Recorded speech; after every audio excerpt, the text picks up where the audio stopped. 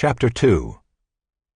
On the third day there was a wedding at Cana in Galilee, and the mother of Jesus was there. Jesus also was invited to the wedding with his disciples.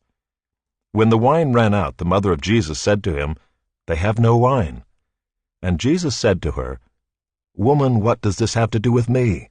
My hour has not yet come." His mother said to the servants, "Do whatever he tells you." Now there were 6 stone water jars there for the Jewish rites of purification, each holding 20 or 30 gallons. Jesus said to the servants, "Fill the jars with water."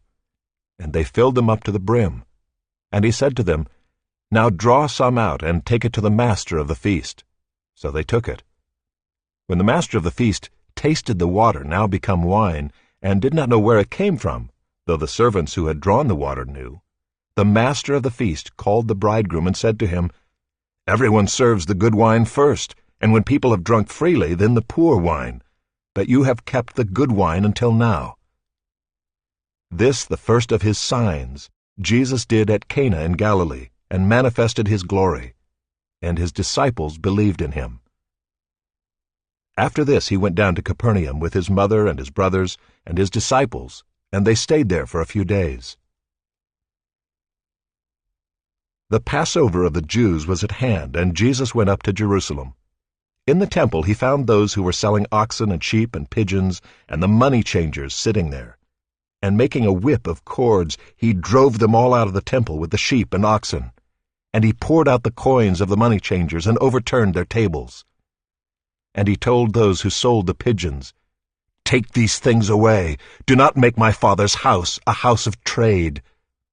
His disciples remembered that it was written, "Zeal for your house will consume me."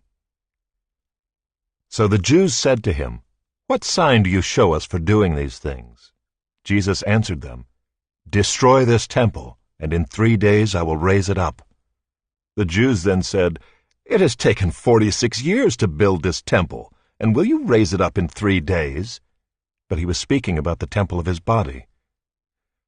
When therefore he was raised from the dead, his disciples remembered that he had said this, and they believed the scripture and the word that Jesus had spoken. Now when he was in Jerusalem at the Passover feast, many believed in his name when they saw the signs that he was doing.